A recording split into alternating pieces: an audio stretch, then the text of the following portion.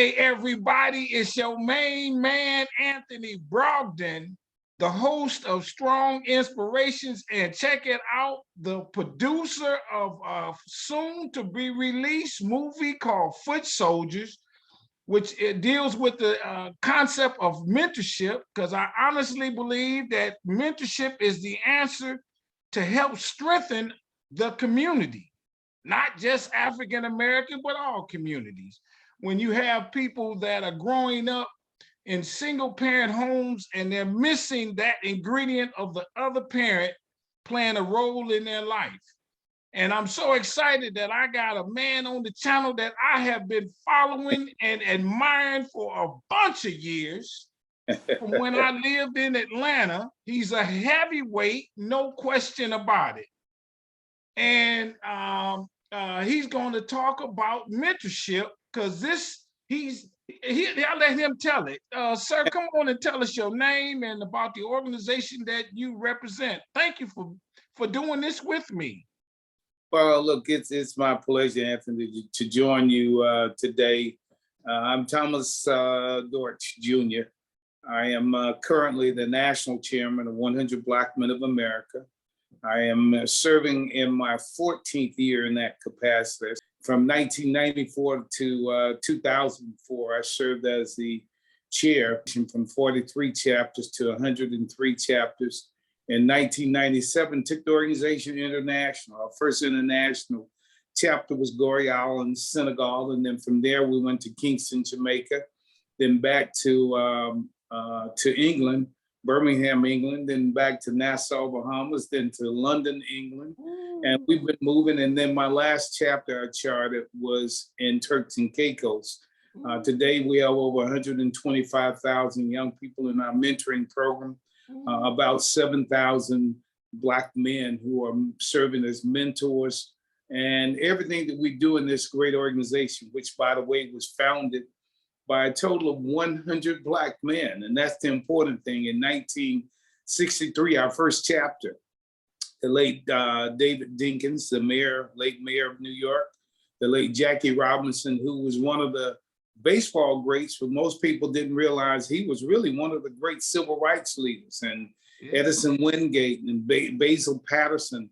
But the story in 1963, when these Black men came together, there was a challenge that Black police officers couldn't arrest white citizens unless they were accompanied by a white police officer. And on a particular day in 1963, a Black police officer was on the scene of a crime, arrested this white citizen. There was an uproar in the police department. They came together, they changed the whole paradigm of public safety in New York, took on other social issues. And at the end of 1963, they had a gathering, they got together. And so the question first was, do we need to stay together or should we stay together? And unanimously, they said yes. And so the next question was, what shall we call ourselves? And David Dinkins said, we'll call ourselves who we are, 100 Black Men. And that's how we got our name. And they created 100 Black Men Incorporated. And in 1986, with a total of 9 chapters, we formed the national chapter, 100 Black Men of America. And today we're 102 strong, with over 24 chapters that are petitioning to be a part of this organization. And everything we do falls in what I had coined in 1994, for the future, meaning everything we do are impacted in these areas: education, mentoring, health and wellness, and economic empowerment. And so this organization still is going strong. And I have to give credit to my brothers. You know, we are making a difference. And like you said, mentoring is the key. Yes. Even when we were younger, and I know when I was young, I turned 72 on April the 12th. Okay. They didn't call it mentoring, but it was the same thing, that the elders in the community were giving sound advice, give us a good advice. They were folks who really pushed and encouraged us. And today it worked then, and it will work now and for the future. I love it.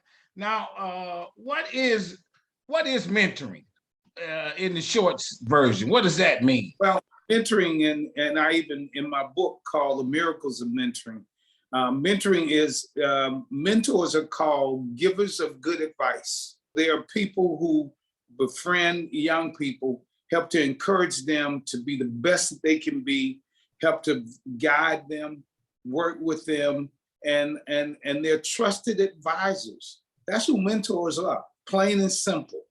Yes.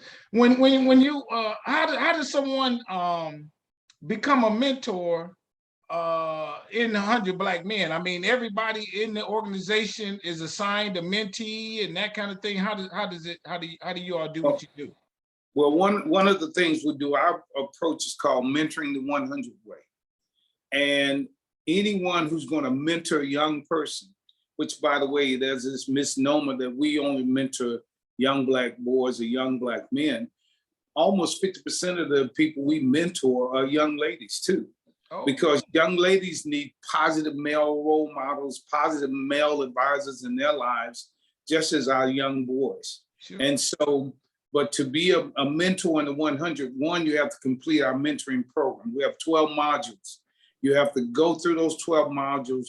You're certified. We have a partnership with Clark Atlanta University, so you can get continuing educational units, but you have to go through those, the training. Sure. We don't allow anybody to mentor unless they've gone through training. That's sure. Very important. Sure. And there are two types of mentoring. It's either one-on-one or group mentoring.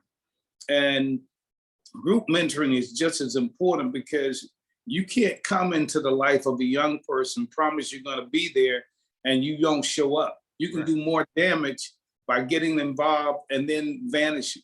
Right. And so with group mentoring, if one mentor can't make it, the other one is there. And in any case, it's either two or three. And so that young person doesn't get disappointed. Sure. They're there for them. But in our training, we get them to understand that you're not an ATM. So you don't go in trying to provide money to the family and being the surrogate father. You're going there to work with that young person, whether it's the male or female, to be their advisor, to work with them. You want to get to know the family.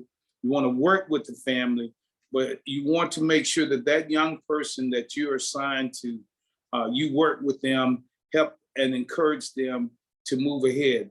One of the things that we do too, Anthony, is that we go to more at-risk communities. And we don't say children, these children are young people are in at-risk. They live in at-risk communities. I love it. And so it's important for us to make sure we go where the resources have not been as abundant. We go into communities where they don't have major and affluent neighborhoods with all of the resources, sure. Because we should be there for any child. You can be a member of the 100 and mentor, or you can be a volunteer in the 100 and okay. help mentor. Okay. And our different chapters set their own standards for membership. What good feeling do you get being a mentor? Well, you know, that's the other thing. Everybody thinks that you're giving all to these young people. And what our saying is that young people make men out of men. Okay. And so you can't pay for the kind of gratification you get from mentoring. Yeah. I tell you, even to this day, I've had young people I mentored that went on to work in the White House, went on to be entrepreneurs, went on to work for Fortune 100 and 500. One of the biggest things I remember years and years ago, one of the first aha moments was, it was a Christmas time. Yeah. And I ran into one of my mentees at one of the department stores, and he was young, married with his family, and he came over and brought his kids. Said, "This is Mr. Dortch. This is my mentor. He's the one that helped me get through high school and through college and to do the things that I did." You know, I couldn't pay for that gratification that came, and that's the important thing, is that the more you give, the more you get. Yeah. And it's important that we share our time, our talent and treasures in our communities with young people, again, because if we don't do it, nobody else will. One of the things I want to ask you is, how many more mentors do we need? Would you imagine? You know what I mean? Because we hear all of the rappers and we hear all of the violence. If we had 300,000, 500,000 more men that stepped up, what have you? millions. What, We what, need what would be the difference in, let's say, particularly in the Black community? What would you imagine? if we had millions more. Let me tell you, the one thing that people don't realize, young people learn from other young people, no matter how bad it may be, no matter what advice they may get. And young people see all of this stuff on television. They see where people get involved in violence and possible murders. Sure. They don't see the back end of the consequences. Right. And they're young people. They're some of the smartest, most talented young people in the world who come from at-risk communities. And when given the chance, when given the support, they can outperform any person from the most affluent families in the world. And that's the other important part for people have to understand. We got to get out of this mess about saying these young people come from broken homes. A broken home is not a home that only has one parent in it. We'd love to have the mother and the father there, but a broken home is a home without love. Many young Black boys and young men who need positive Black male role models in their lives. If we could get Black men and get more Black women to really get engaged and involved in mentoring, we change the whole trajectory of our communities. I love it. That's why right now, what has been most successful for us in the 100, we have what is called the Collegiate 100. I have 69 chapters, and that's young men and women in college who mentor. The Emerging 100 are young men, professional men who mentor. So we've been able to expand the number of mentors we have just by those programs. And then we're teaching the upperclassmen in high school how they can play a role in helping those underclass to help them move, because it's a family affair. And so if we get more people, and that's why I'm excited about your movie and how soldiers and how that really can help tell the story, how we can help to get more people to understand mentoring. And mentoring is not a job. You know, if we can get individuals to give 1 hour a week, now think about it, 1 hour a week consistently for the 4 to 5 weeks in the month, less than 2 weeks of what that would really pan out to be. If you did 1 hour a week, that's less than 2 weeks out of a year. But if you're consistent, you'll have to change the life of a young person. Let me ask you this as we kind of come to close. When we look at the single family home and the mothers being that head of that household, how do you encourage her to seek mentor for her son or her daughter? Well, and I think from the parents I've talked to and the mothers and their single parent families headed by fathers that don't have the mother in it. But the mothers these families want their children to have support, want them to advance. We work with a lot of faith communities and churches, getting parents to understand just because the mother and the father are having differences, don't penalize the child. Right. Let that father back in the lives of your children. Don't take it out on him and keep him from coming in, or don't take it out on the mother because the two of you don't get along, so you call yourself not going and visit your children.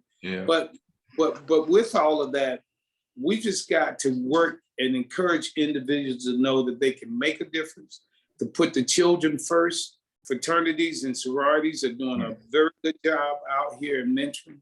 Urban League has programs that they're doing a great job. You got several different programs with, as you look at the Coalition, the 100 Black Women.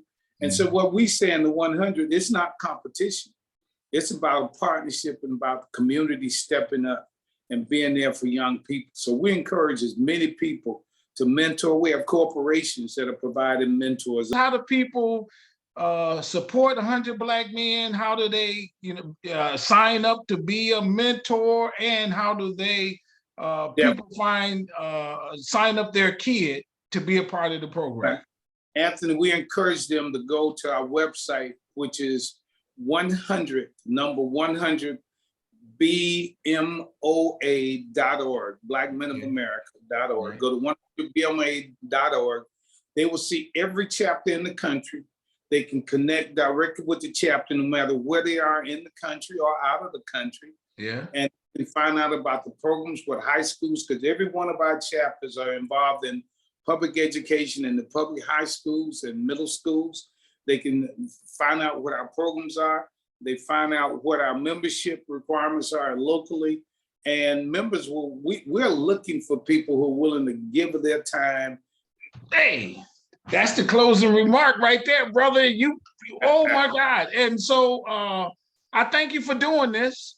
I hope that we get 1 million more people. We want it. With your efforts and all the other mentorship organizations out there that are doing it in their various ways. Right. And it's not a lot of time commitment, as you said. It's and for the mentees, there's no money commitment for the most part. I mean, they might have their own spending money when they go somewhere, but that's a gray area even in that regard. It's just them getting there and doing it and being consistent on their own front. Come on and make a difference. And I guarantee them they will get just as much out of it from mentoring as the mentees get from having them in their lives. All right, man. All right. Thanks, my brother. Yeah.